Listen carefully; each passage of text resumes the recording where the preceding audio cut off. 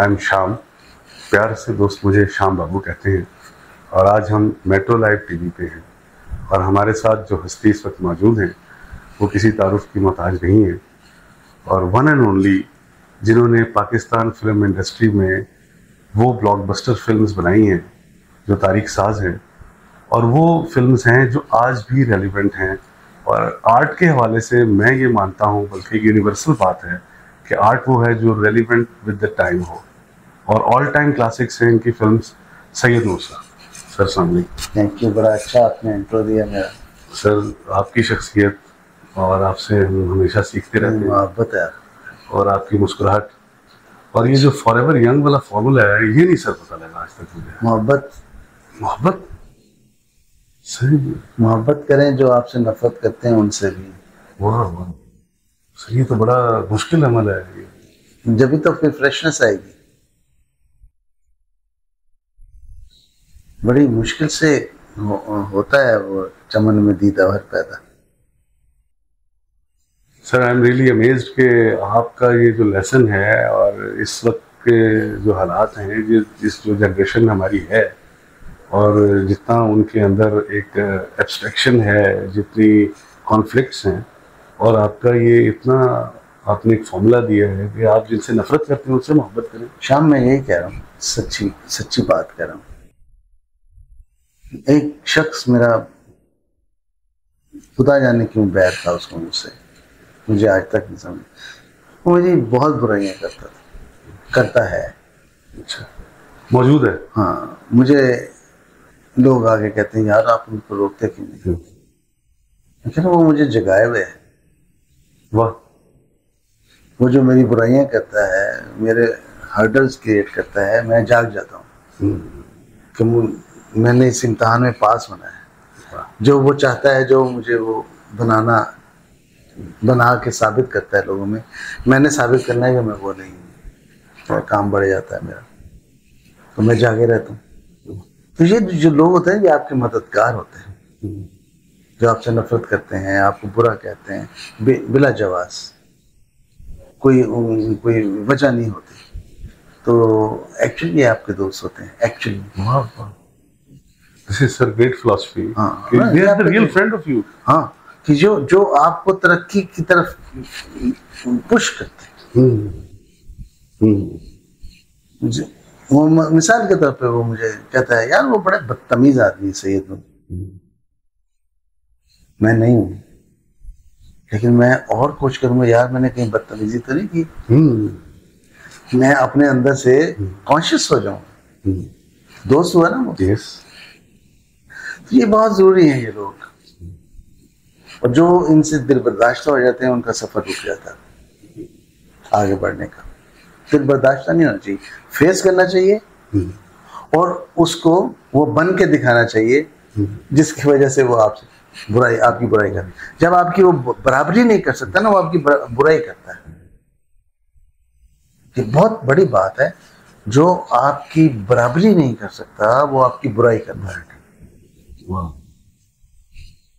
Sir, ये जो tolerance है और ये इतना फॉरगिवनेस है और इतना डाउन टू अर्थ आप हैं, इतने हम्बल हैं, तो हमारा तो सोसाइटी का टेम्पर ही यही नहीं है।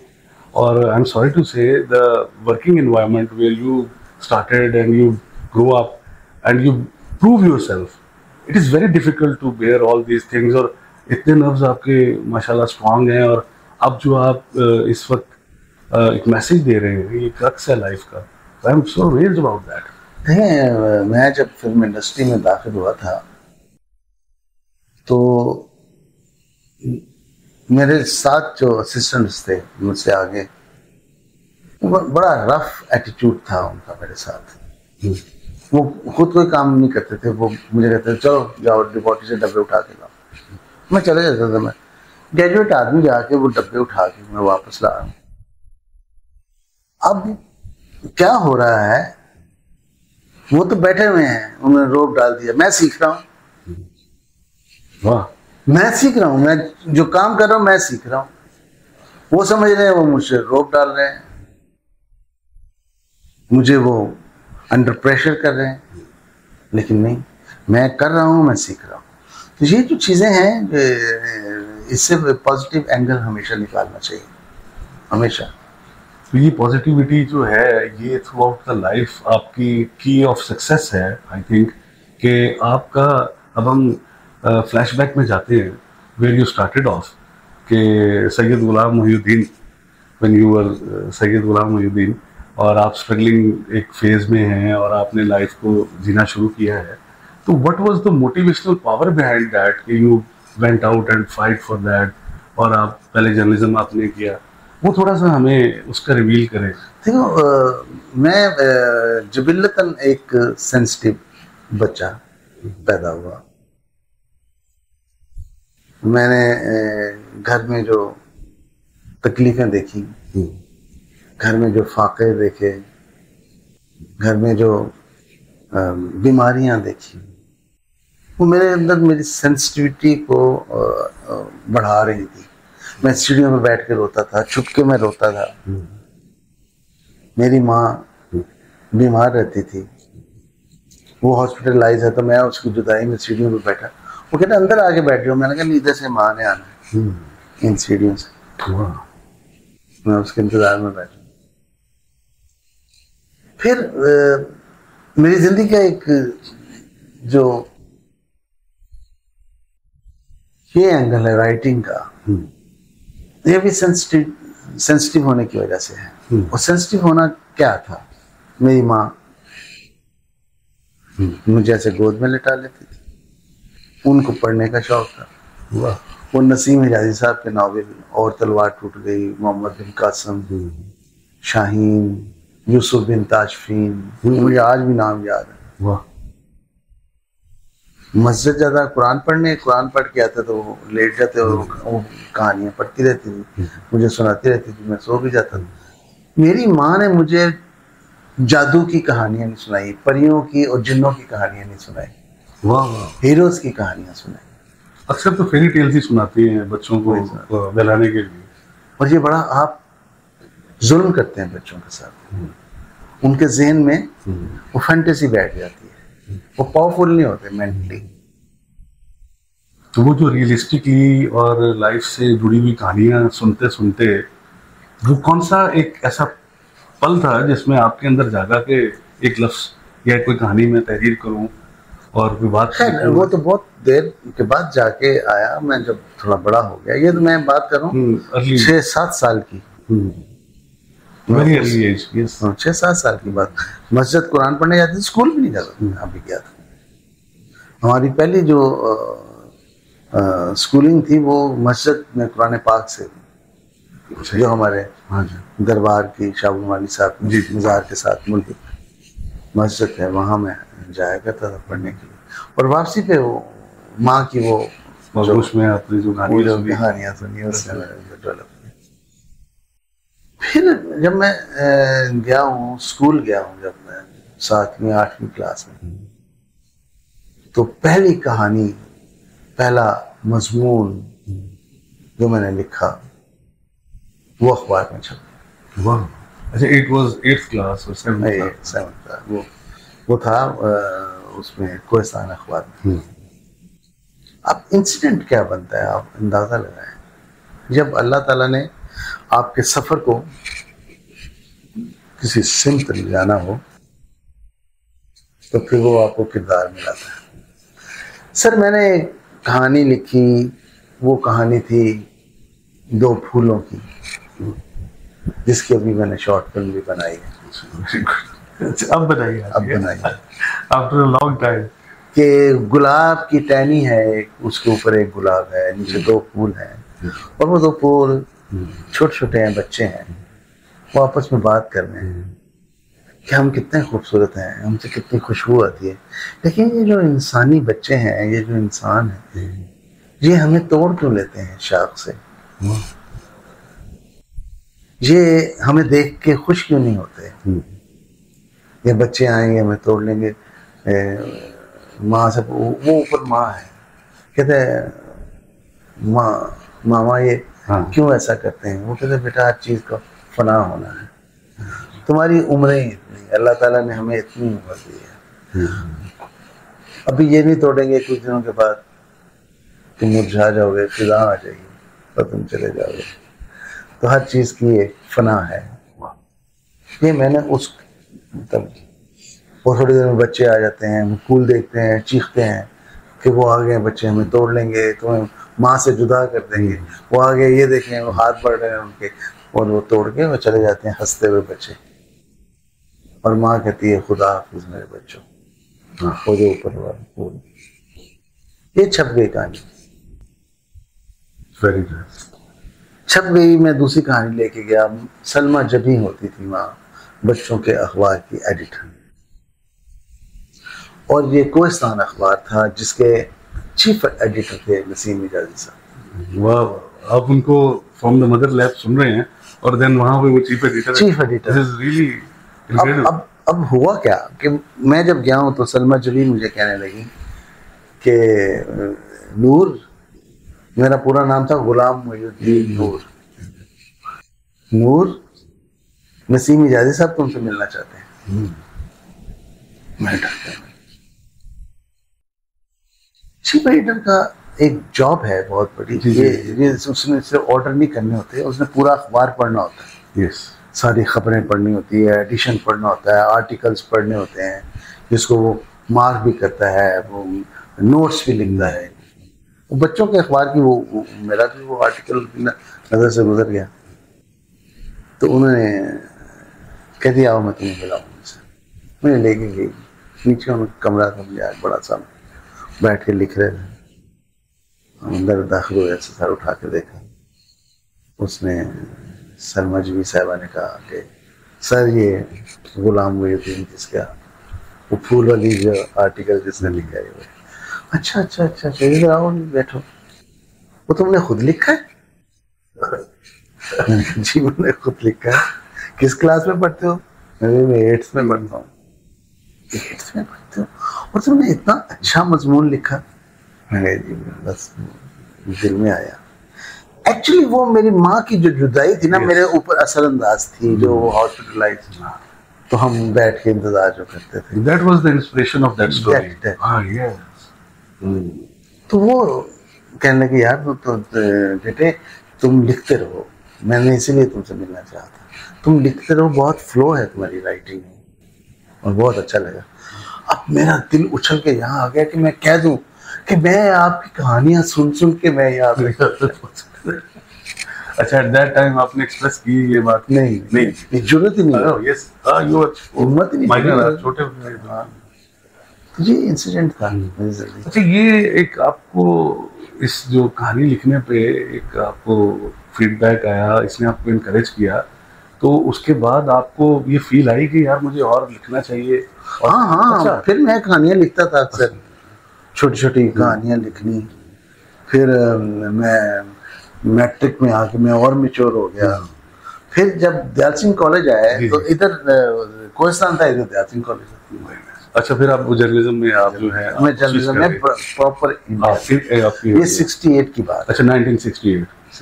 Where you 68 69। अच्छा, मैंने भरपूर जर्नलिज्म को एंजॉय किया। 70 में कोहिस्तान बंद हो गया। 70 में मैं भी फारिग हो गया वहाँ से, और 70 में आगे मैं फिर मिनिस्ट्री ज्वाइन कर। अच्छा, वो आप जो एक बात बड़ी खूबसूरत है, आप सुनाते हैं कि वो दयाल सिंह कॉलेज के बाहर एक चने चाट, और आपने अक्सर हमें खिलाई भी है वो चने चाट की जो आप खाए। वो कॉलेज में जाने से पहले।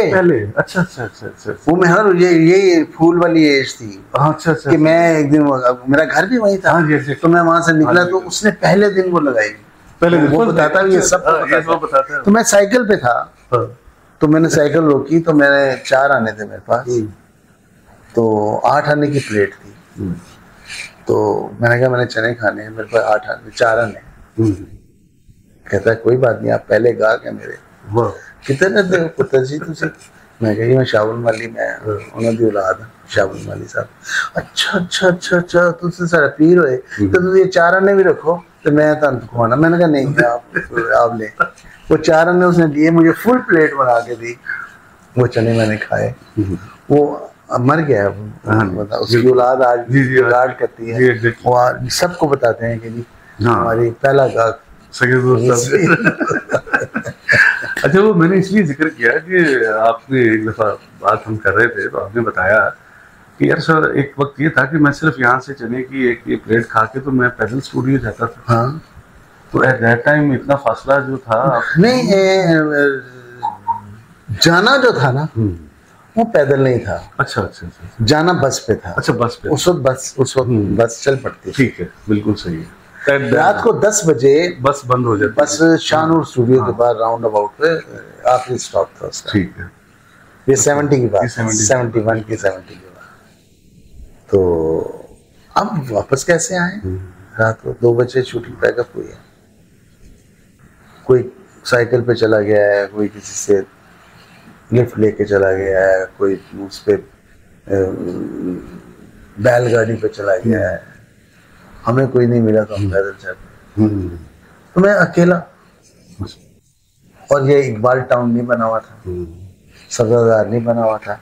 शाहनूर स्टूडियो के बाहर एक आध दुकान थी, एवेन्यू स्टूडियो के सामने एक आध, मतलब 2-4 दुकानें थी बस।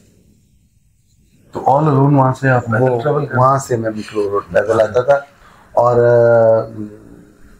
चप्पल घसीटते हुए। मैं अक्सर बताता हूँ कि वो कैंची चप्पल होती थी उस जमाने में, जिसको बोलते हवाई चप्पल, कैंची चप्पल, और उसका वो सुराख लूज हो जाता था, वो निकल जाता था। और फिर लगाना, फिर चल पड़ना, फिर कोई कील ढूंढना, कील ढूंढ के उसके नीचे लगाना, लगा के तो फिर हम पहुंचते थे। और ये बड़ा सफर जो था वो मुझे एजुकेट करने में बड़ा मुआविन साबित हुआ, इसलिए कि हम ख्वाब बुनते थे, अपनी कहानियां बुनते थे चलते हुए, अपने आप को वो इजी रखने के लिए। क्योंकि साथ खेतों में से वो भेड़ियों की आवाजें आ रही होती थी और रात के वक्त सुनसान होता था 2 बजे के बाद, और हम जब पहुंचते थे मतलब 2 घंटे लग जाते थे। तो बस इतना थक चुके हो जाते कि फिर सुबह फिर बस पकड़ी। अभी नाउ आप मुझे सुना रहे हैं तो मुझे यही लग रहा है कि मैं राज कपूर की फिल्म का कोई सीन देख रहा हूँ कि जिसका वो पैदल चलता है, उसका जूता टूट जाता है, वो फिर अपना जूता सही करता है, जस्ट लाइक दैट। तो सर ये जो स्टूडियो तक का जो सफर है, फिल्म का जो सफर है, जो कि अल्टीमेट आपकी जो डेस्टिनी है वो तो फिल्म थी, वहां कैसे आप गए? कौन किसने हाथ पकड़ के वहां तक पहुंचाया? क्या था? देखो, जब मैं जर्नलिज्म में था ना तो असगर अली को सर बुढ़ाई जो फिल्म करते थे, वो अक्सर उनके साथ स्टूडियो में आना जाना था। फिल्म जो है वो मेरा लव रहा है हमेशा, चाहे वो दिलीप कुमार की फिल्में हो, चाहे वो लाला सुधीर की फिल्में हो, चाहे वो संतोष भाई की हो, ये जो हमारे ही हो, तो स्टूडियो आना ये वो। तो जावेद फाजिल साहब से, वो उस जमाने में कदीर गौरी साहब के असिस्टेंट थे, तो एक दोस्ती, एक सलाम दुआ होगी। तो मैं उस एक दिन ना अपने बाप की दवा लेने के लिए नवाकोट, अच्छा, डॉक्टर जंग, शहरयार जंग या समथिंग, अच्छा आप मेडिसिन लेने गए? अच्छा, उनसे मेडिसिन लेने गया हूँ साइकिल पर। सही। मेडिसिन लेके मैं जब वापस मुड़ा हूँ तो मैंने देखा जावेद फाजिल साहब खड़े हैं बस के इंतजार में। अच्छा, मैंने गाड़ी साइकिल रोकी, मैं अस्सलाम वालेकुम। वालेकुम सलाम, हाँ जी क्या हाल है आपके? ठीक है। मैं कहा जी ठीक है, क्या आप यहाँ खड़े? कहते यार बस के इंतजार में खड़े हो। क्या कर रहे हैं आजकल? जर्नलिज्म हो रहा है। मैंने कहा जी वो तो बंद हो गया अखबार। तो मैं बहुत सोचा है जावेद साहब कि मैं फिल्म ज्वाइन करूँ। मैं नहीं यार क्या करें, बड़ा मुश्किल है ये फिल्म। मैं कहा कोई बात। तो कहने में अच्छा तो ज्वाइन करना है तुमने? मैंने कहा लईक अख्तर साहब हैं, उनके साथ मुझे करवा दी। सही। उस जमाने में लईक साहब कहने लगे नहीं, लईक साहब के साथ तो मेरा है तो खैर दोस्ती तो है, लेकिन मैंने शुरू किया है सुलेमान साहब के साथ काम एज असिस्टेंट, चीफ असिस्टेंट। तो अगर तुमने आना है तो तुम आ जाओ, हमारे साथ आ जाओ, मैं तुम्हें जैसा। तो ये जावेद फाजिल साहब थे जो मुझे लेके सुलेमान साहब तक गए और मैं उनका assistant. So that is the journey कि आपने वहाँ पे जावेद फाजिल साहब के साथ आप वहाँ पहुँचे and you become an assistant director over there. तो आपने एज असिस्टेंट डायरेक्टर फिर जो है वो काम को 18 फिल्में मैंने असिस्ट की थी। राइट। तो एट दैट टाइम ये आप लाइन आपकी जो थी वो डायरेक्टर की थी, तो व्हेन यू रियलाइज कि एक राइटर कहाँ पे जो है ना उसका स्पार्क कहाँ पे फूटा है? राइटिंग स्किल तो मैं कैरी कर ही रहा था, आप देखें ना, राइटिंग स्किल तो मैं कैरी कर रहा था जर्नलिज्म के जमाने से, स्कूल के जमाने में, कॉलेज के जमाने में। लेकिन जहां आगे जब मैंने डायरेक्शन में असिस्ट करना शुरू किया, फिल्म के हर शोबे से मुझे मुंसलिक होना पड़ा, तो मेरे अंदर एक स्क्रीन प्ले राइटर ने जन्म लिया। स्क्रीन प्ले वो होता है, स्क्रीन प्ले राइटर वो होता है जो टेक्निकली नो हाउ उसको हो हर चीज की। तो मुझे 4 साल गुजर गए एज असिस्टेंट डायरेक्टर। तो मैं बैठ के ऐसे ही एक कहानी लिख रहा था। अच्छा। ऐसे ही बैठ के उसका स्क्रीन प्ले लिख रहा था। तो एक प्रोड्यूसर थे आजम जयरानी साहब, जो तैयब रिजवी साहब के साथ मिलकर फिल्में बना रहे थे, और संगीता मैडम और कविता साहबा और मैडम जो उनकी मदद थी मेहताब बानो साहबा, वो उसको प्रोडक्शन को होल्ड करते। मुझे वो आए कमरे में, तो मैं उस जमाने में असिस्ट कर रहा था बहारों की मंजिल। अच्छा। उसके प्रोड्यूसर थे तैयब रिजवी साहब और आजम जयरानी साहब, और सुलू भाई उसके डायरेक्टर थे, मेरे उस्ताद। तो मैं असिस्टेंट कमरे में बैठा ऐसे लिख रहा था कुछ। कहने लगे ये मुझे मार्शल कहते थे, मार्शल क्या कर रहे हो तुम?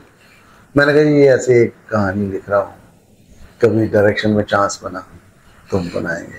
कहते अच्छा सुनाओ क्या है। मैंने उनको ऐसे 3-4 सीन सुनाए। उन्होंने कहा बंद करो, तो मेरे साथ आओ। मैं घबरा गया, मैं कहा पता नहीं क्या बात है। उन्होंने मुझे गाड़ी में बिठाया, गाड़ी में बिठा के वो मुझे ले आए मैडम मेहताब बानो के पास। मैडम इसका सुने जरा, इसने क्या चीज मुझे सुनाई है। मैंने उनको सुनाई, ये तो बहुत खूबसूरत है। मैडम संगीता उस जमाने में उनको इतनी नहीं होती थी कि वो सामने आके बैठ जाए, वो दरवाजे की ओर में अंदर से वो सुन रही।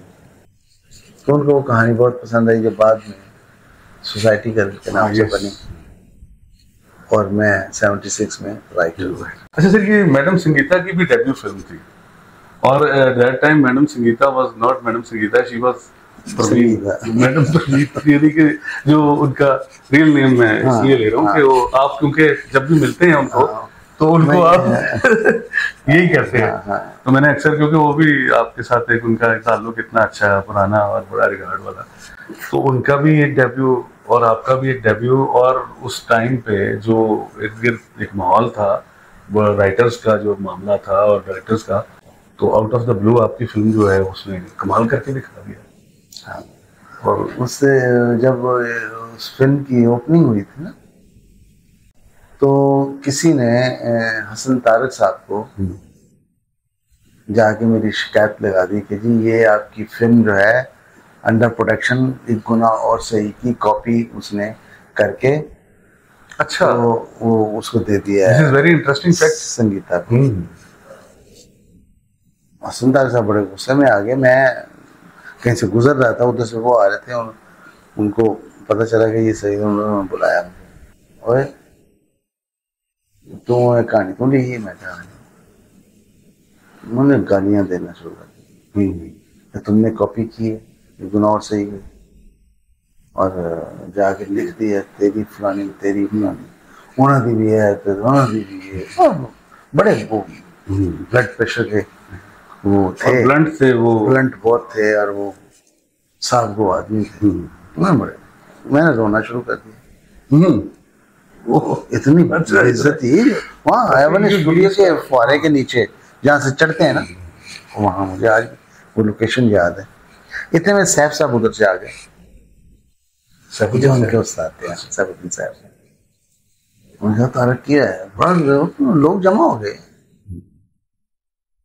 तो फलाना फलाना देखो चुपके हो कहानी लिख के देती है उन्होंने, मैं बनन देगा, मैं नहीं बनन देगा। मैं ये वो कहते तू चल यार, और मुन्ने यार तुम कल आ मेरे को देखो 2 बजे आगा साहब के कमरे से। मैं गया, नेक्स्ट डे मैं गया, आगा साहब बैठे हुए थे। हाँ यार सुनाम उनकी है। मैंने उनको कहानी सुनाई। आगा साहब के फोन से उन्होंने फोन किया तारक साहब, तारक तन किसी ने गलत किया है, एक लफ्ज भी नहीं यार, ये तो बिल्कुल टोटल चेंज कहानी। हाँ एक चीज मिलती है कि इसमें भी कैरेक्टर जो है वो क्रिश्चियन है, तो उसमें भी क्रिश्चियन है, और कुछ नहीं, प्लॉट नहीं मिलता, कहानी नहीं मिलती, किरदार नहीं मिलता। ये वो तो आगा सनम इम्तिसाल साहब ने लिखी थी फिल्म वो। हाँ जी एग्जैक्टली। तो आगा साहब जो थे ना वो सुलू भाई के भी राइटर थे। अच्छा अच्छा अच्छा अच्छा अच्छा अच्छा, वो उस हवाले से आपका मिलना जुलना था, और अक्सर और उनके स्क्रिप्ट्स भी आप वो देखते हैं बिल्कुल ऐसे ही है, क्योंकि आप काम कर रहे हैं। तो ये इल्जाम, तो वो जनाब इस तरह जान छूट गई, आई नहीं होगी बात। तो then the journey started of writer. तो वो क्या हुआ कि जिस दिन फिल्म रिलीज हुई सोसाइटी घर, उसी दिन तारक साहब के सामने फिल्म रिलीज होती है औलाद। अच्छा, रिटन बाय आगा साहब। आगा साहब अच्छा। और ठीक है, रिटन बाय हसन तारक साहब। वो फिल्म फ्लॉप हो गई and society girl become a hit. तो बहरहाल उसके बाद उनका जर्नी कुछ ऐसा डिस्टर्ब हुआ। मैडम रानी जो है वो उनको छोड़ के चली गई, डाइवोर्स हो गई, डिस्टर्ब हो गई, फिल्में चली नहीं। तो मेरा बूम आ गया। मैं एक वक्त में 35-40 फिल्में लिख रहा था, तो उनको आगा जी गुल साहब ने फिल्म दी संग दिल। हाँ, फिल्म दी संग दिल नहीं थी। अच्छा अच्छा। तो उन्होंने कहा यार राइटर मैं चाहता हूँ उसको, और मुलानी सैयद अरे he himself said after आगा जी गुल साहब, yes, okay, कहने लगे हाँ ठीक है। अच्छा हाँ उन्होंने कहा ओके, उन पे देना मेरे को शानूर स्टूडियो।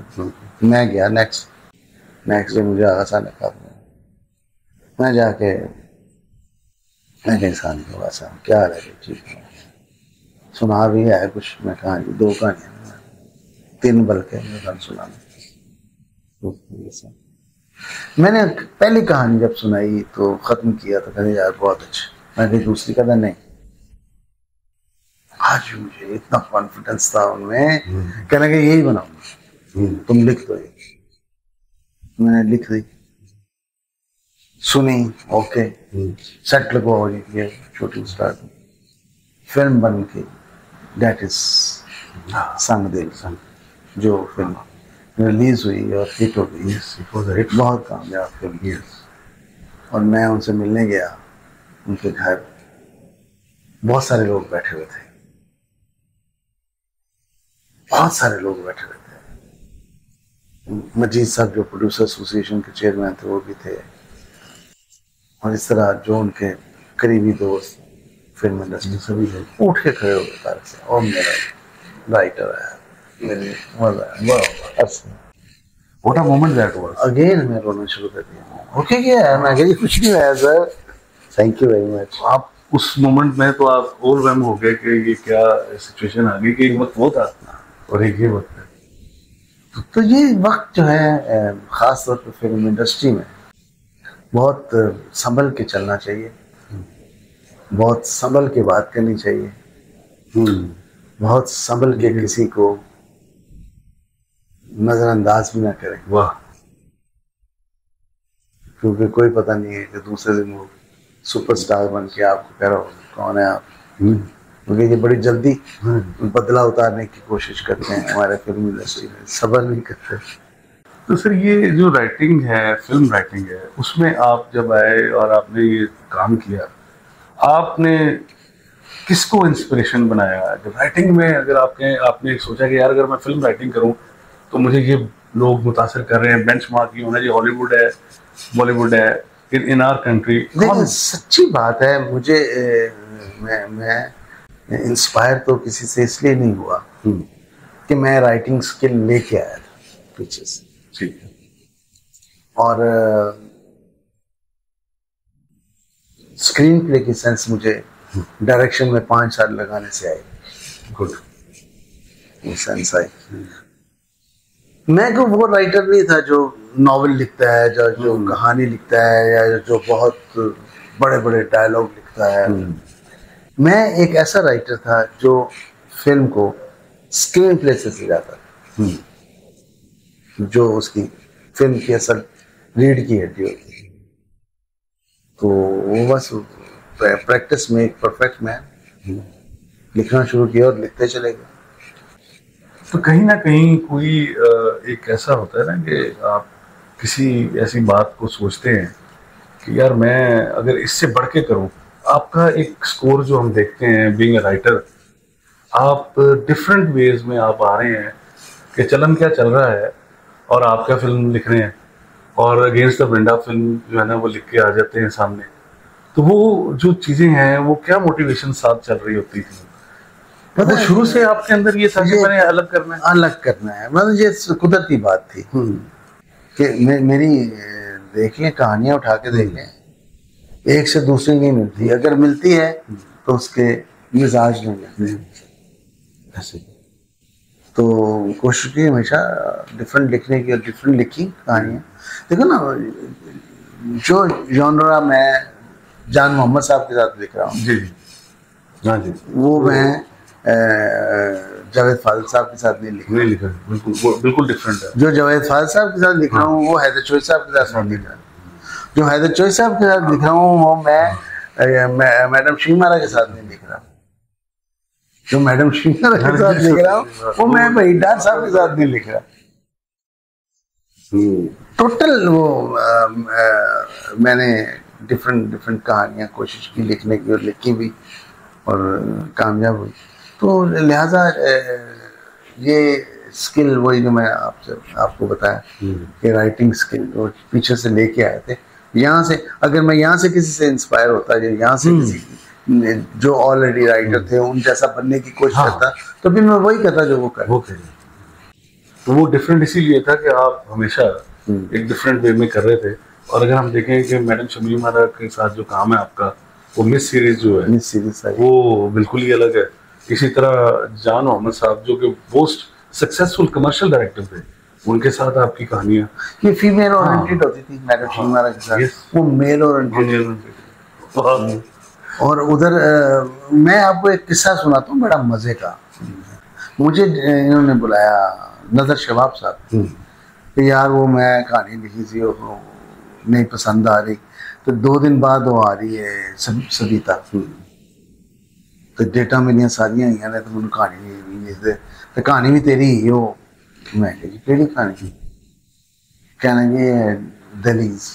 अच्छा दलीज अभी लगी हुई है? अच्छा। मैं क्या, अच्छा। मैं जाके सोचा, मैंने उसको ना नदीम साहब वाले कैरेक्टर को फीमेल कर दिया। जो नदीम साहब का जुल्म होता है, जो वो तालिब साहब का रोल था वो मैंने मोहम्मद अली साहब का बना दिया, ट्रेनर का। और ये और जो जुल्म होते हैं नदीम साहब पे वो सबिता पे हो रहे हैं। वो फिल्म बन गई, और वो फिल्म दलील से ज्यादा बड़ी हिट थी, और वो बॉबी। यस। तो ये भी एक जो है रिस्क टेकिंग एलिमेंट है, ये आपका मेरा ख्याल है फ्रॉम राइटिंग ही आपने इसको। जो रिस्क देखें, रिस्क आपको शेकी होकर नहीं करना, डर के रिस्क नहीं लेना तो पूरे तरीके से ताकत के साथ ले, वो रिस्क नहीं रहेगा। जब आप खुद शेकी हैं और खुद आप घबरा रहे हैं, तो फिर नाकामी और कामयाबी, जब आप कहते हैं कि हाँ ये मैं ले रहा हूँ रिस्क और मैं कामयाब हूँगा, तो आप कामयाब हो जाते हैं। अच्छा, उर्दू फिल्में लिख रहे हैं, पैरेलल पंजाबी फिल्में भी लिख रहे हैं, तो ये सारा जो एक तवाज़ुन है, इसको बैलेंस को कायम रखना, ये पंजाबी का टेम्परामेंट क्या है? और आपकी जो लिखी हुई पंजाबी फिल्में हैं वो बहुत कम लाउड हैं, उनके कैरेक्टर जस्टिफाइड होते हैं, यानी कि वो कोई हवा में कैरेक्टर नहीं है, यानी कि वो बाकायदा उनकी एक कैरेक्टराइजेशन थी। और मैंने कुछ आपकी पंजाबी फिल्में इब्तदाई देखी, तो मुझे वो थोड़ा सा उसमें डिफरेंट। मैंने पहली पंजाबी फिल्म दुबई चलो देखी थी, और दूसरी सूरत जुवाई, उसके बाद अली जाद मन्ने की जितनी भी फिल्म है अच्छा, उस दौर में जो है वो तो ट्रेंड चल रहा था ये वायलेंस का, और आपने जो है वो बिल्कुल ही वायलेंस में साथ ही आ गया, कालिया लिखी, हाँ वडेरा लिखी। नहीं, मैं ये कह रहा हूँ कि ये जो फिल्म थी ये तो बिल्कुल ही कॉमेडी और वो एक हाँ। म्यूजिकल, वो इसलिए कि सुल्तान रईस ड्रामा। साहब 2 महीने के लिए जाते थे अमेरिका, 2-3 अच्छा। महीने के लिए छुट्टियां छुट्टियां गुजारने, वो हार्ड वर्क करते थे बहुत, रात दिन काम, 2-3 महीने के लिए गायब हो जाते थे। तो ये सारे बैठे हुए हाथ पे आ गए। तो जो हैदर चौधरी साहब बड़े वो कहते मेरे भाषा में कुछ ना कुछ करना है, तो कॉमेडी फिल्म शुरू कर दी उनके बगैर, और वो क्लिक कर गया।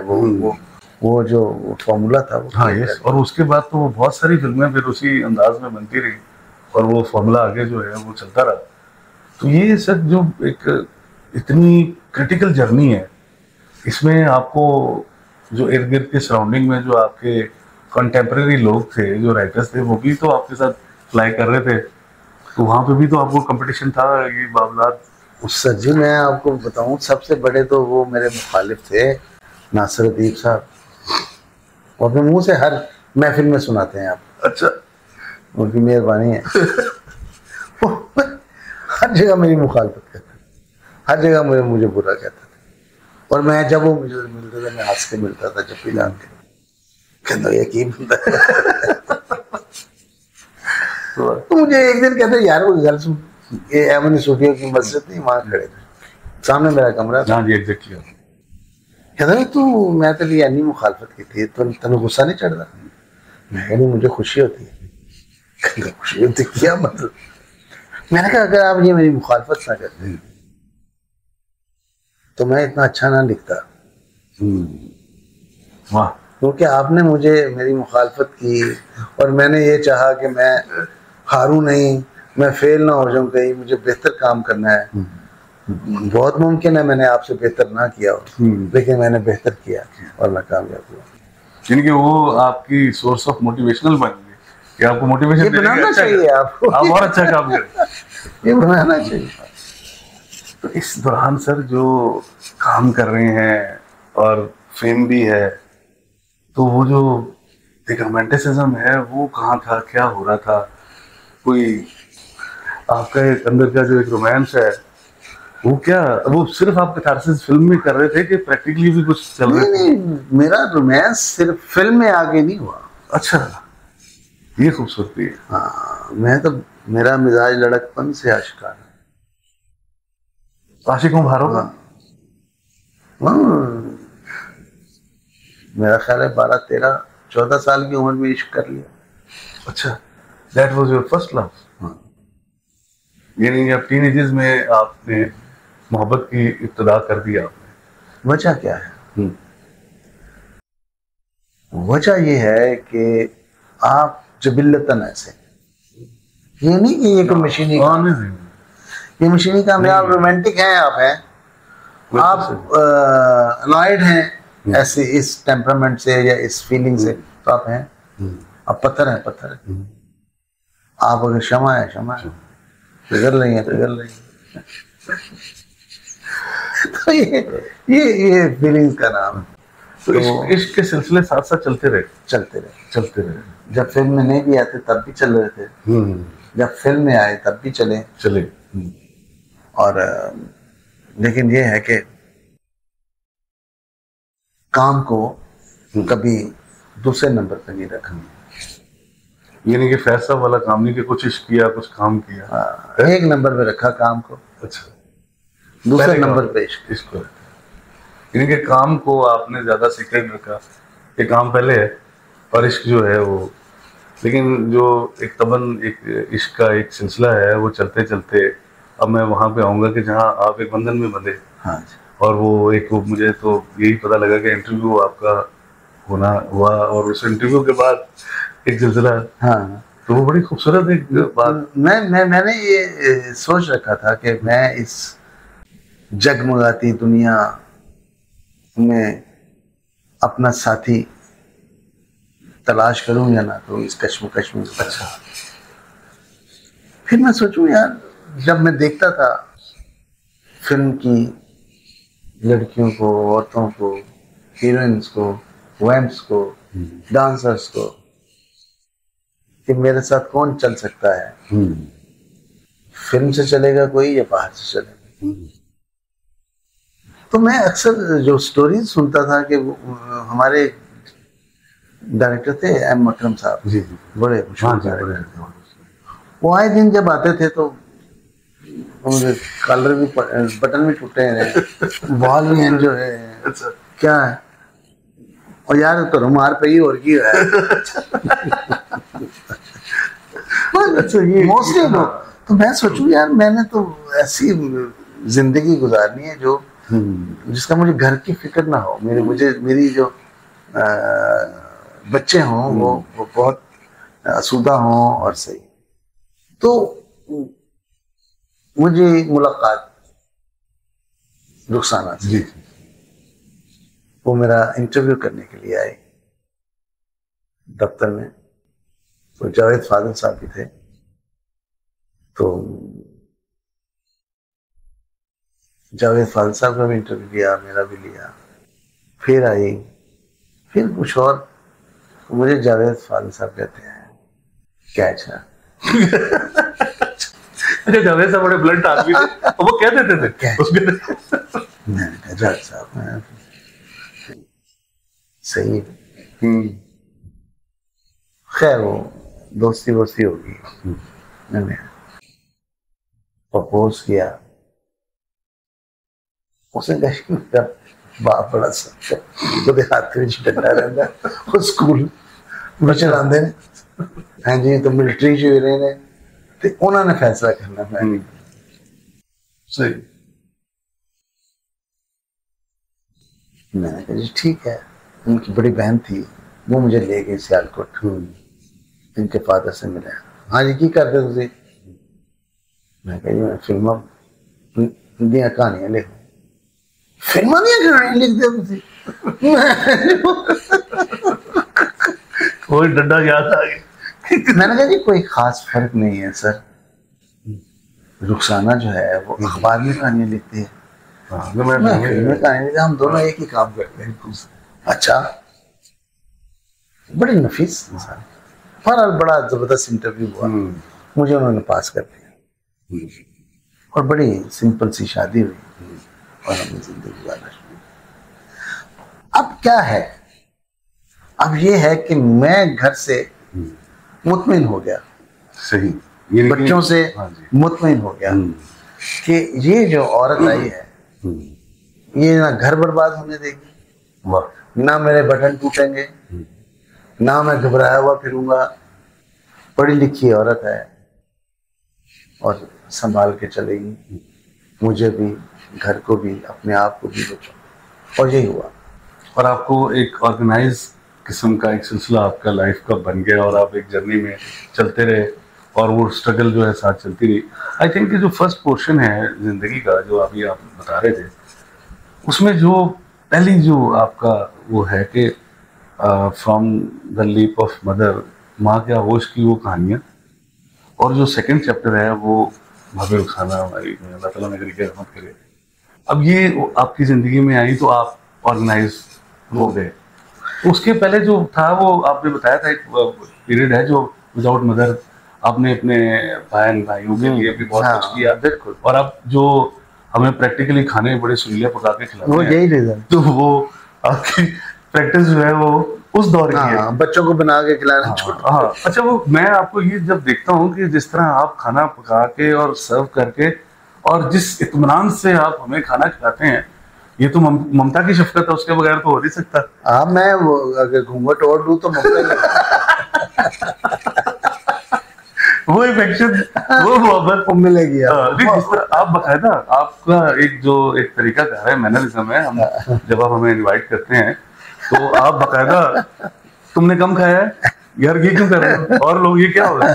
तो सर ये तो इतनी केयर और इतना इफेक्शन जो है आपको घर के ही वहाँ पे मिलती है, तो वो चीज़ें जो हैं वो ट्रेवल करते करते फिर वहाँ तक पहुँच गई और लाइफ की जर्नी जो है वो चल रही है। अब सर हम आते हैं उस फेज में कि आप सक्सेसफुल राइटर हैं, आगे मामला चल रहे हैं, डायरेक्शन में आपने असिस्ट भी किया हुआ है, तो एक पॉइंट आएगा जहाँ पे ये होगा कि ब्रेक थ्रू आएगा कि आप डायरेक्शन की तरफ आपने फैसला किया, तो what was that story you think you become a director? मेरा जो टारगेट था वो डायरेक्शन थी। अच्छा। लेकिन मैं राइटिंग में इतना बिजी था कि मुझे ना तो कोई चांस देता था डायरेक्शन में और ना कोई मुझ पे फेथ करता था। जितने भी डायरेक्टर थे वो सारा उनके साथ मेरा कॉम्बिनेशन था। कौन चाहेगा कि वो ना हो वो बिल्कुल। हाँ, प्रोफेशनली बड़ा एक प्रॉब्लम।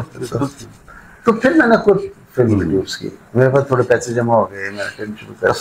कसम yes, that was the debut film.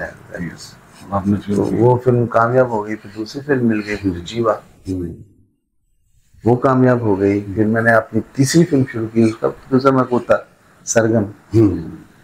तो इस तरह ये सिलसिला चल पड़ा और फिर मैंने लोगों की फिल्में भी बनाई और अपनी भी बनाई। वो जो एक कामयाब एक राइटर का एक स्कोप था, और जिस तरह राइटर्स के आपके गिर्द बहुत सारे डायरेक्टर्स इकट्ठे होते थे कि कोई पकड़ के जे आपने मेरी कहानी लिखनी है, आपने मेरी कहानी लिखनी है, एक तो वो दौर था।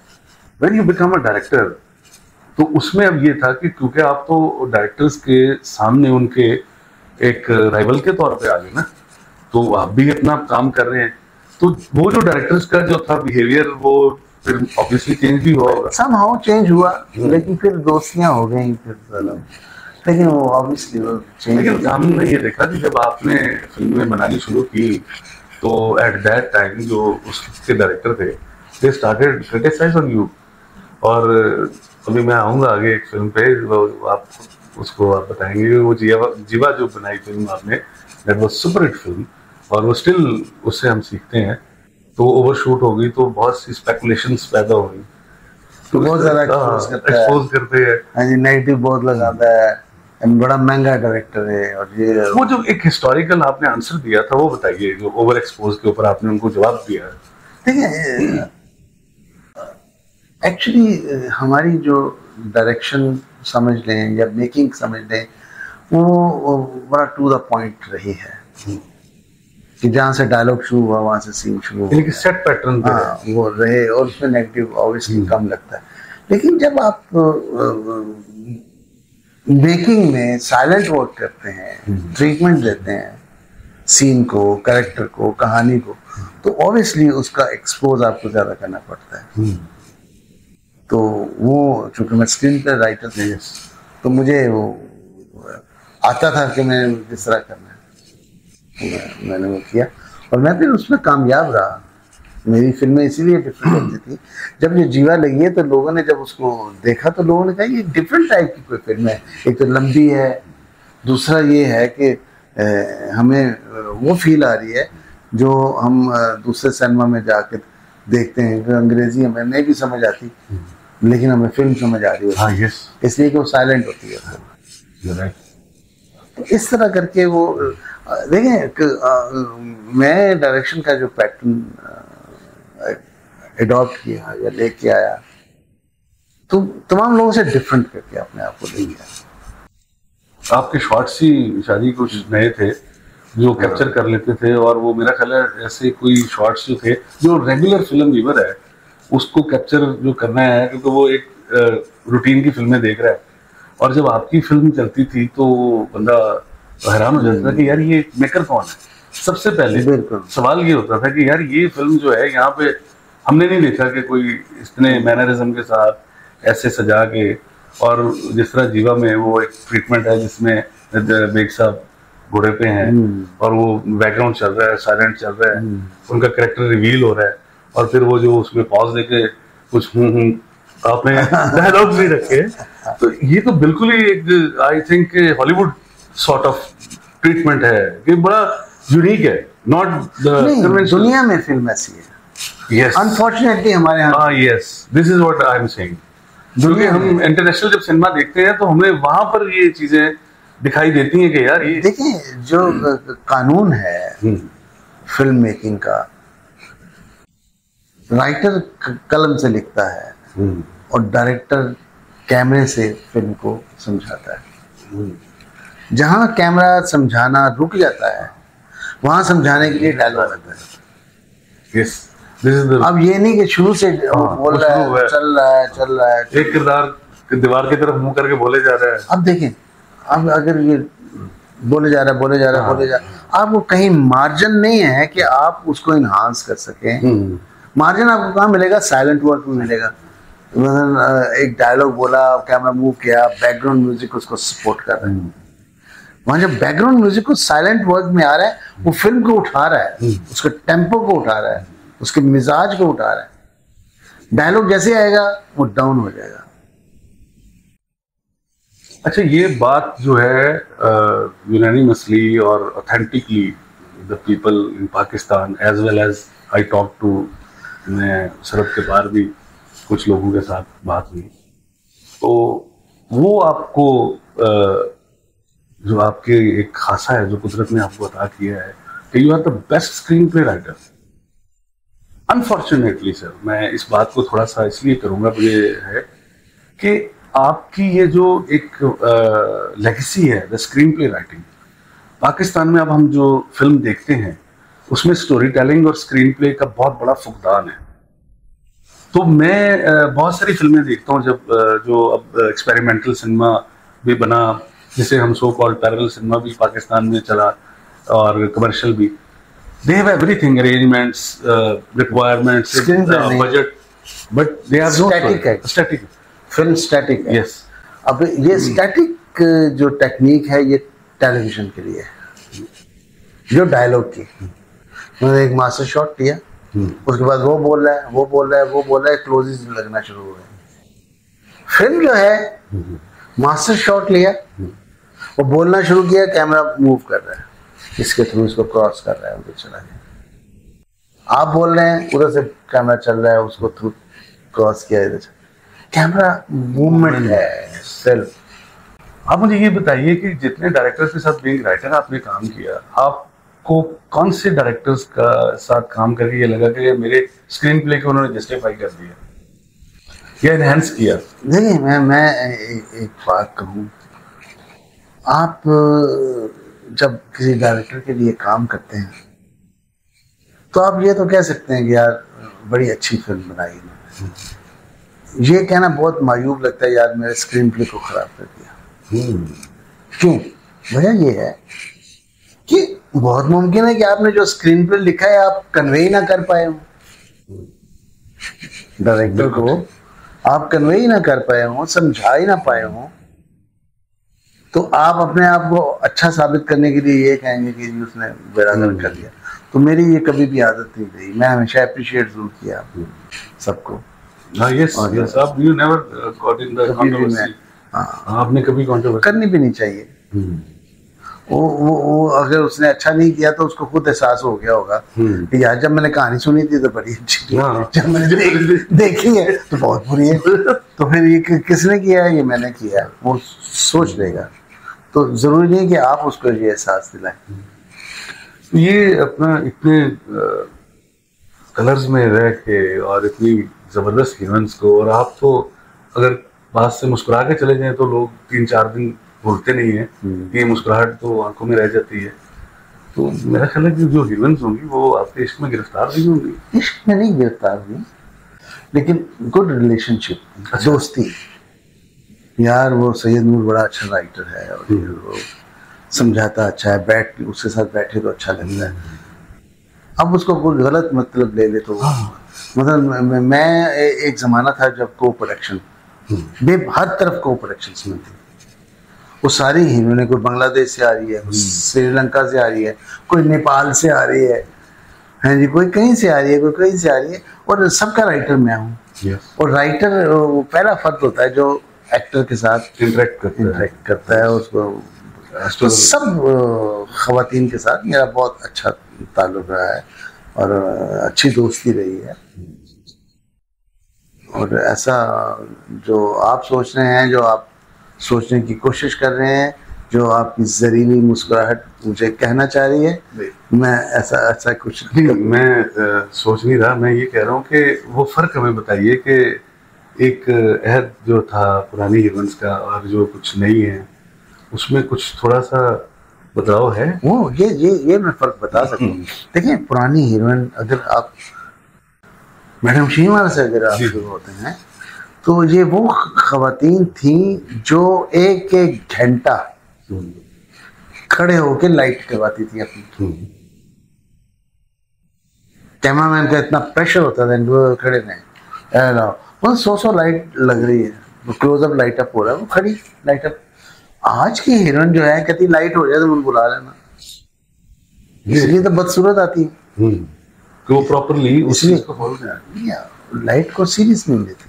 और अब लाइट भी कुछ कदरे अब तो इजी हो गया, पहले तो सर क्लोज पे 20-20, 25-25 लाइटें लग जाती, बैक लाइट, हाई लाइट, ये वो, फेस लाइट, बैलेंस, बहुत। और स्किन जल जाती थी इनकी, इतनी हार्ड लाइट होती थी, इनकी स्किन जल जाती थी। लेकिन तहम्मुल, सब्र, कि ये हमारी बेहतरी के लिए हो रहा है, ये हमें खूबसूरत दिखाने के लिए हो रहा है। लेकिन आज वो पैशन नहीं रहा है, वो आज फैशन ही है। आज पैशन नहीं है, fashion, this is the word sir, what a right word, कि वो पैशन नहीं है, फैशन फैशन बन गया। बिल्कुल। तो सर ये बताइए कि जो मनाजिल तय करते करते कहते हैं कि एक वक्त आता है कि मर्द का एक आखिरी इश्क होता है जहाँ पे वो मोर सख्त हो जाती है, और उसके बाद वो कहता है कि यहाँ पे मेरी कंप्लीशन हो गई कहानी की। कहानी की नहीं, जिंदगी की। सर वही लाइफ स्टोरी चल रही है ना, कहानी की, वही ना जिंदगी की। हाँ, तो मेरी कंप्लीट हुई साइमा पे आके। यस, तो वो जो एक आपका इटर्नल रिलेशन है, एक बड़ा स्पिरिचुअली बॉन्डिंग है, जो मैं अपनी आंख से या बहुत से जो व्यूअर्स देखते हैं जब स्क्रीन के ऊपर, तो वहाँ पे हमें एक स्पिरिचुअल फील मिलती है कि आपका जो काम उनके साथ है दैट इज इंटायरली डिफरेंट। और the way you portray on screen कि आपने जिस तरह ने किया है, नोबडी कैन। तो ये जो फील है या आपके आर्टिस्टिक काम को जो इनहेंस उन्होंने किया है, ये कैसा है? नहीं देखिए, वो पर्सनैलिटी वाइज वो बहुत डिफरेंट खातून है, और अब जब पर्सनैलिटी वाइज वो डिफरेंट होंगी तो फिर जब वो परफॉर्मेंस वाइज आती हैं तो वो उससे बढ़ के आती हैं। अपनी नेगेशन जब करती हैं अपनी ज़ात, अपनी पर्सनैलिटी की, एक नई पर्सनैलिटी में दाखिल होती है। और फिर सबसे बड़ी बात यह है कि वो जिस रास्ते से चल के यहाँ तक पहुंची है ना, वो रास्ता बहुत तकलीफ है। मुझे किसी ने पूछा कि ये साइमा में इतनी डेप्थ क्यों है? मैंने कहा देखें, कुछ हीरोइंस हमारे पास ऐसी हैं जो अच्छे खाते पीते घरानों से आई हैं, उनको कोई तकलीफ नहीं आई, और इसलिए वो तकलीफ की जब एक्टिंग करती हैं तो बहुत मुमकिन है कि वो उस तकलीफ की उस फील को ना अपने ऊपर तारी कर सकें। जबकि साइमा 3-4 छोटी छोटी पठानियाँ, कक्के वालानियाँ, मुल्तान दे पिंड चों, वाह, हाँ जी, खेता तो अमरूद तोड़ रही ने, माली उन्होंने पिछे नस रहा है, तो वो नसी जा रही है, मिट्टी कटे, कोई टिक रही है, उठ रही है। हाँ जी, सवेरे सवेरे उठ के माँ, पठानी माँ मार रही है, चलो जाके कुरान पढ़ो जाके, और वो जाके पिंड दी जी माई है, उन्हें पता नहीं उनकी दासी सी क्यों, उस जाके कुरान पढ़ रहे हैं। हाँ जी, और कार फाके ने, बाप जो है वो इतनी कमाई नहीं कर पा रहा, हाँ जी, माइग्रेट करके स्वाद से आए हुए हैं, तो गुर्बत में इतनी कह रहे कि रोटी के ऊपर मूली रख के खा लिया खान। तो इन तकलीफों से गुजर के, इन महरूमियों से गुजर के जब वो आगे सीन करती हैं और उनकी आंख से आंसू टपकता है क्या, तो वो फीलिंग्स डेवलप हो गया। आर्टिस्ट को देखिए, आर्टिस्ट किसका नाम है? ये एक्टर जो है ये रिप्रोड्यूस करता है एक्सप्रेशन, और रिप्रोड्यूस उसी वक्त करेगा जब उसने देखा होगा या महसूस किया होगा या गुजरा होगा उसमें से। ये 3 बातें, या तो देखा होगा उसने उस कैरेक्टर को, या उसके साथ सफर किया होगा, मिला होगा, या फिर खुद किया होगा, एक्सपीरियंस होगा। और ऑब्वियसली जब वो स्क्रीन पे परफॉर्म करती हैं तो वो एक सीन ऐसा लगता है कि वो आप पे बीत रहा है। हाँ। कि आप फील, अब उस सीन को आप अपनी फील में ले आते हैं क्योंकि जो आप बता रहे हैं, the hardships of life she faced, and when she came on the screen, जब वो सीन करती हैं तो इंटायरली डिफरेंट होता है और वो और बन जाता है और एक फील आ जाती है। तो बहुत तकलीफों में ज़िंदगी गुजारी है, और यही उसकी जो परवरिश थी, यही उसकी एजुकेशन थी। एक इंटरव्यू था साइमा का, एक इंटरव्यू, और वो मजाजन के सिलसिले में सहेलियों का था। सहेलियां कौन? ज़ेबा शहनाज और साइमा। अब साइमा को नहीं पता कि वो इंटरव्यू दे रही है। अब वो कह रही है कि साइमा तू बड़ी सीधा सीधा तुम बोलती हो, कभी तुमने अंग्रेजी बीच में नहीं ठोकी। अंग्रेजी कहती, अंग्रेजी मुझे आती नहीं। कहती अच्छा तुम पढ़ी लिखी नहीं हो? तो कहती सच बताऊं, ऑन एयर जा रहा है। कहती हाँ बताओ। कहती मैंने स्कूल का मुंह नहीं देखा। हाय हाय, ओ माय, सिर्फ माई को कुरान पढ़े और फिर। लेकिन मेरे ख्याल है कि वो जितनी पढ़ी लिखी भी हैं, जो मदरत के साथ अंग्रेजी भी गलत बोलती है, उनसे बहुत बेहतर उनका साइलेंस है और उनका बहुत अच्छा जेस्चर है। मैं तो ये बात कहूँगा, और बड़ा ये बात हमें भी अपील करती है कि इतना हम्बलनेस, इतना डाउन टू अर्थ हो के। एजुकेशन ये नहीं कि आपके पास डिग्री है, एजुकेशन ये है कि आपने जिंदगी में कहाँ कहाँ से गुजरे हैं, कहाँ कहाँ से क्या सीखा है, किसको अडॉप्ट किया है, किसको छोड़ दिया है, किस जेस्चर को अपने अंदर रखा है, किस जेस्चर को देख के आंखें बंद करनी है। वाह, ये बहुत जरूरी है। एजुकेशन असल ये है। तो बहरहाल फिर इसने अपने आप को, अभी मैं आपको एक मजे की बात सुनाता हूँ जो पर्सनल बात है, लेकिन मैं आपको जरूर सुनाऊंगा। हम अंग्रेजी फिल्में जो नेटफ्लिक्स पे हैं या दूसरे चैनल्स पे हम बहुत देखते हैं। कोई एक दो तीन फिल्में एक रात में हम देख लेते हैं। आप बिलीव करें, मैं तो कॉलेज तक गया हूँ, मुझे समझ नहीं आ रही होती, उसको समझ आ रही होती। वो एक एक डायलॉग के बारे में मुझे बता रही है। एक सीन था कि एक फैमिली है, उसका डॉग गुम हो गया है, और उससे पहले वो फैमिली की जो मेन मदर है उस बच्चे की, उसका भी एक डॉग था, वो भी गुम गया और वापस नहीं आया। तो फिर ये बच्चे का डॉग भी घूमता, तो वो बड़ी फील करती है कि मेरा गुम गया था, वापस नहीं आया, तो ये भी। तो उसको बच्चे को डॉग मिल जाता है, वो लेके आता है, वो देखती है माँ खुश होती है, और वो डॉग आता है उसके पास। आता है, जब नेक्स्ट फ्रेम में जब आना होता है तो वो कहती है, मुझे साइमा कहती है, देखना इसका अपना डॉग आ जाएगा। हाँ, अगले शॉट में वो डॉग नहीं है, उसका जो डॉग गुम गया था वो आया, वो फील कर रही है कि मेरा डॉग आ गया।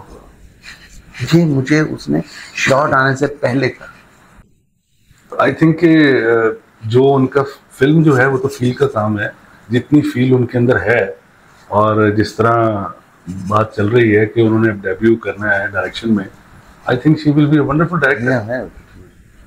डायरेक्शन जो है ना, हम लोगों ने समझ लिया कैमरा रखना ही एक डायरेक्शन है, कैमरा इधर ले जाओ, कैमरा इधर ले जाओ, वो पहुंचा दो, ऊंचा नहीं मारे।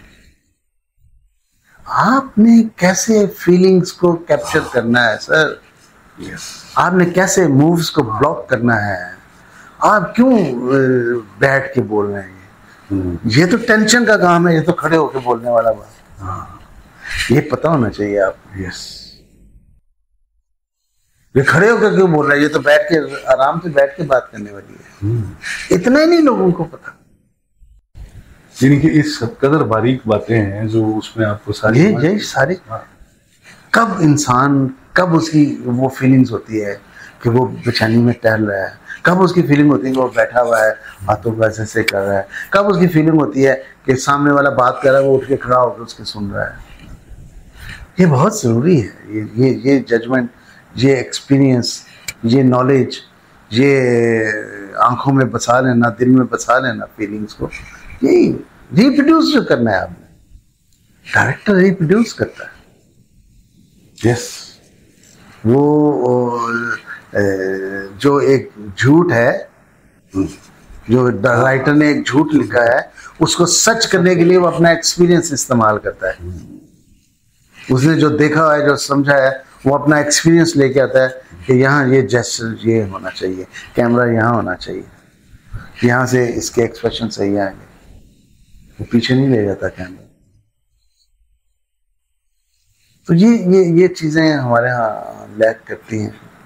तो सर ये जो जर्नी ऑफ पैशन है और जर्नी ऑफ रोमांटिसिज्म है, आपकी और मैडम की जो मुस्कुराहटें हैं और आप हर वक्त खुश रहते हैं, इतना जबरदस्त, और हर मोमेंट को आप इतना जॉयफुल बनाते हैं। सर मैं तो क्या एनर्जी है? एनर्जी ये है कि जब मैं सो रहा होता हूँ तो ईशा की नमाज पढ़ रही होती है, मैं जल्दी सो जाता हूँ। जब बीच में कभी मेरी आँख खुलती है तो तहज्जुद पढ़ रही होती है। वाह।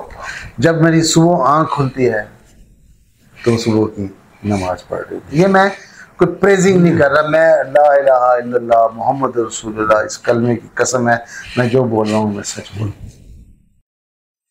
मैंने जब दोपहर को आना होता है, मैं फोन कर रहा हूँ, फोन नहीं उठा रही, उसे मैं जब आता हूँ तो वो नमाज पढ़ रही होती है।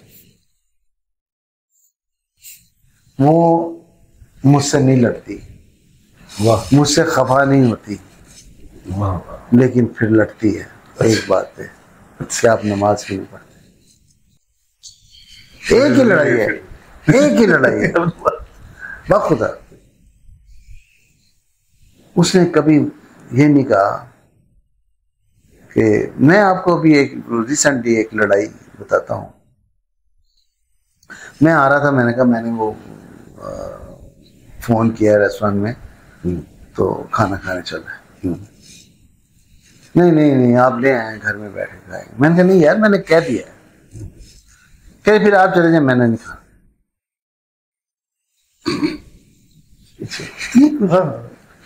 यार मैंने खाना वाना दिया, अब मुझे पता है इसका मूड खराब है, खाना लेके मैं आ गया। मैंने कहा जी खाना आ गया, खाएं। कहती बहुत शुक्रिया आपका, आप भी खाएं। इतनी नाराजगी,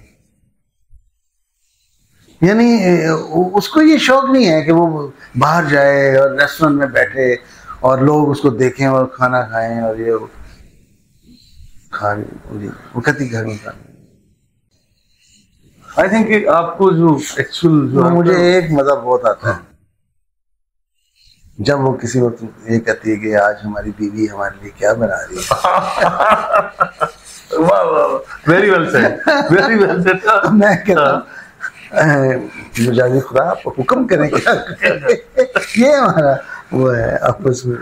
सर सो ये बड़ी एक आपसे खूबसूरत डिस्कशन हुई है और हमने आपसे जो मोहब्बत की इश्क वाली जहत जो अभी बैठ के ये हम उस पर बात कर रहे हैं, तो आई थिंक ये तो मार्फत है कि आप लोगों की जो मोहब्बत है वो इस लेवल पे है, इतनी खूबसूरती है।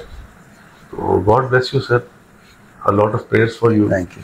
और this is really indeed a very great moment for me कि आपसे डिस्कशन हो रही है। वेरी लेकिन श्याम बाबू मैं आपको एक बात बताऊं, इस तरह कभी किसी ने मेरा इंटरव्यू किया नहीं। सर आपसे मोहब्बत है, आपसे नहीं और आपसे हमने सीखा। कीप कंटिन्यू इस प्रोफेशन में आइए सर, थैंक यू। इसको शुरू कीजिए और आप एक अच्छे, मैं समझता हूँ, प्लीज सर, लव यू, जीते रहे।